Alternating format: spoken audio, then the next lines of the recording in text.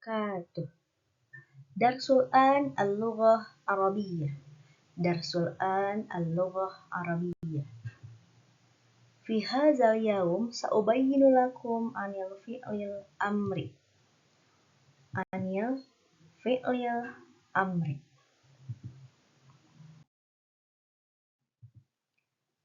Tayyib, bil lughah al-Indonesia. Fi'il, kata kerja.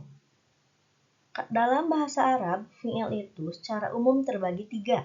Yang pertama ada fi'lul madhi, yang kedua ada fi'lul mudhari, dan yang ketiga ada fi'lul amri. Untuk fi'lul madhi dan fi'lul mudhari itu sudah dijelaskan pada waktu sebelumnya ya. Dan yang hari ini akan kita pelajari adalah tentang fi'lul amri.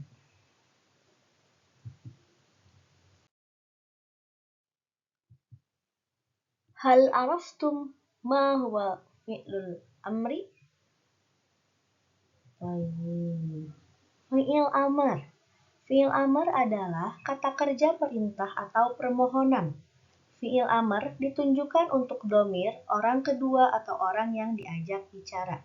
Seperti yang sudah Ibu jelaskan sebelumnya bahwa domir itu terbagi 3. Ya, ada domir ghaib, ada domir mukhatab, dan ada domir mutakallim. Untuk domir ghaib itu dimulai dari huwa, humahum, hiya, humahunna. Ya. Kemudian untuk domir mutakallim itu hanya ada 2, ana dan nahnu. Dan yang untuk domir mukhatab atau kata ganti orang kedua, orang yang kita ajak bicara itu ada 6, yaitu anta, antuma, antum, anti, antuma, antun. Jadi hanya 6 domir ini yang bisa dipakai untuk fi'il amr. Ya. Jadi ke-6 domir inilah yang digunakan untuk fi'il amr.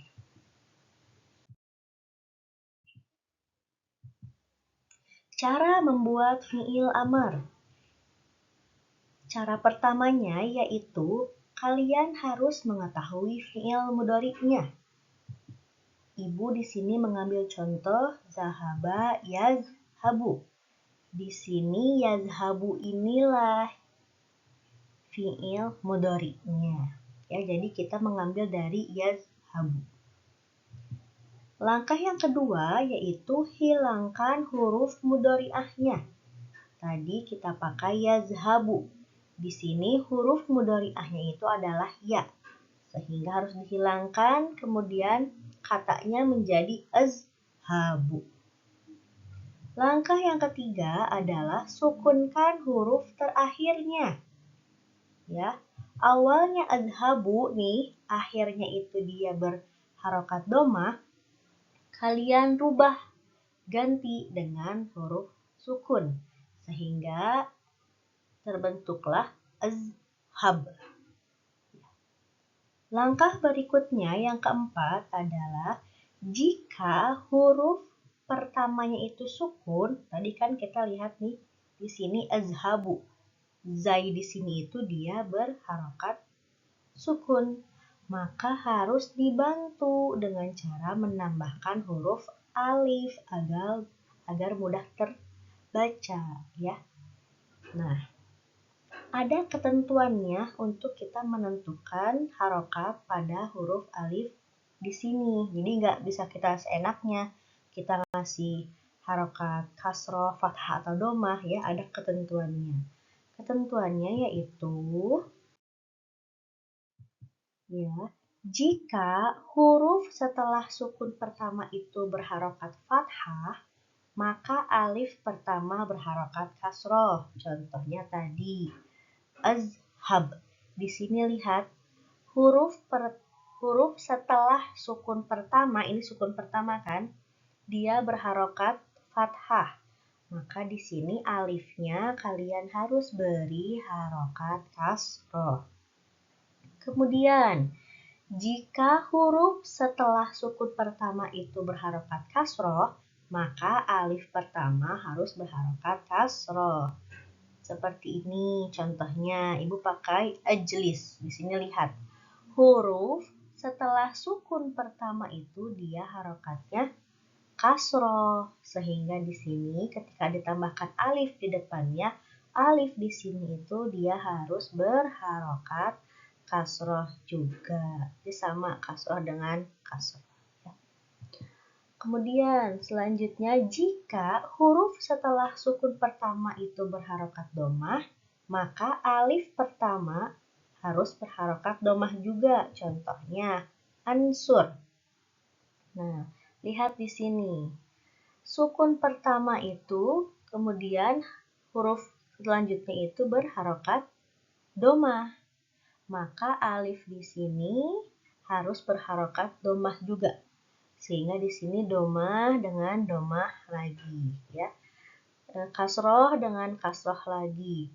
Sedangkan di sini jika ininya fathah, maka alifnya harus kasroh. Begitu. Kemudian, jika huruf setelah huruf mudhoro'ahnya itu sukun, maka kalian cukup hilangkan huruf mudhari'ahnya saja dan disukunkan huruf terakhirnya. Seperti contoh di sini ta'allama ya ta'allamu. Di sini fi'il mudhari'nya itu ya ta'allamu, ya. Setelah diketahui fi'il mudhari'nya, maka langkah selanjutnya yaitu menghilangkan huruf mudhari'ahnya. Di sini huruf mudhari'ahnya itu ya.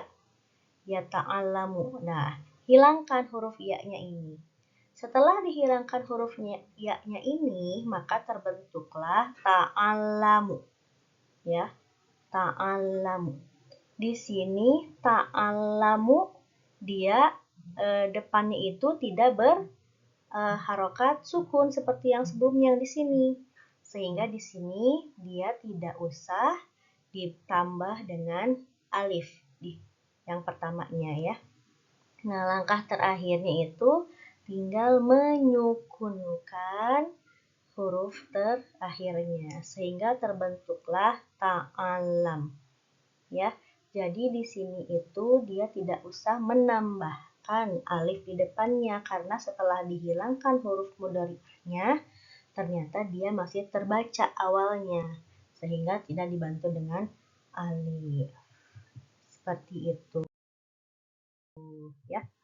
Kemudian kita masuk pada contoh. Di sini ada contohnya yan suru.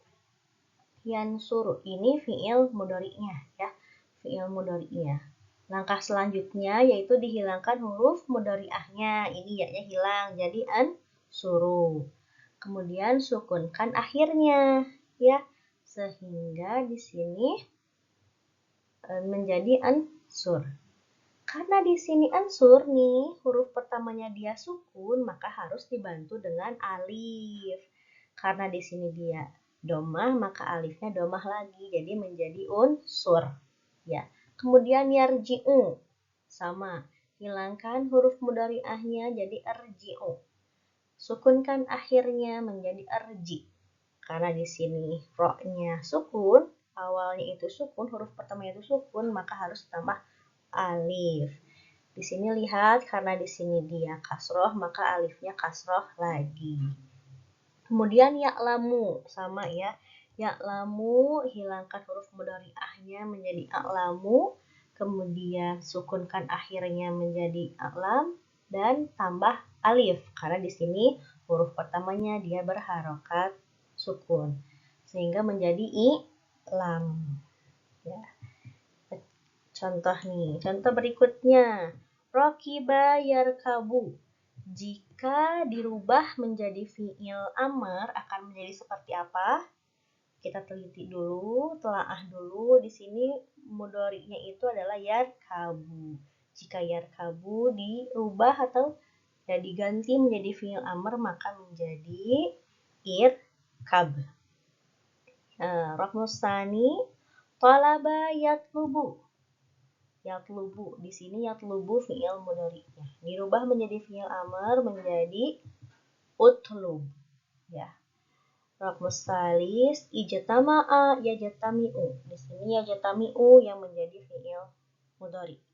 Sehingga jika dirubah menjadi fi'il amr menjadi ijtami. Ya, seperti itu. Berikutnya kita melihat perubahan fi'il amr sesuai domirnya atau tasrif fi'il amr. Yang tadi kalian pelajari itu adalah cara membentuk fi'il amr untuk domir anta. Ingat ya, tadi ada 6 domir yang digunakan untuk fi'il amr. Yang tadi anta. Anta itu pola dasarnya ya. Tadi contohnya izhab. Untuk anta, izhab. Untuk antuma, izhaba. Untuk antum, izhabu. Untuk anti, izhabi. Untuk antuma, izhaba. Untuk antuna, izhabna. Bisa kalian pelajari, kalian telaah bahwa perbedaannya ini terletak di akhir katanya ya. Jadi kalian untuk membedakan dipakai oleh anta atau oleh antuna, lihat belakang katanya. Lihat perubahan di belakang katanya. Seperti itu. Kita masuk ke contoh fi'il amr dalam kalimat. Di sini ada raqmul awal, ya Hamid, izhab ilal madrasah. Izhab. Memakai izhab karena Hamid itu menggunakan domir anta. Kemudian raqmus tsani, ya Hamid wa Ali, izhaba ilal madrasah. Di sini dia menggunakan izhaba karena Hamid wa Ali itu domirnya antuma. Raqmus salis, ya tullab, izhabu ilal madrasah. Izhabu menggunakan izhabu karena di sini tullab itu domirnya domir antum. Ya. Raqmur rabi, ya Fatimah, izhabi ilal madrasah. Ya Fatimah, izhabi. Ya. Menggunakan izhabi karena Fatimah di sini domirnya anti. Raqmul khamis, ya Fatimah wa Aisyah izhaba ilal madrasah. Fatimah wa Aisyah, ada 2 orang, domir antuma sehingga menggunakan izhaba. Dan raqmus sadis, ya talibatu izhabna ilal madrasah. Menggunakan izhabna karena talibat di sini itu domirnya antunna. Alhamdulillah, demikian yang bisa Ibu sampaikan berkaitan dengan fi'il amri. Ya, semoga kalian bisa menggunakan dan mengaplikasikannya dalam percakapan bahasa Arab sehari-hari. Syukran ala husni ihtimamikum wa istima'ikum. Wassalamualaikum warahmatullahi wabarakatuh.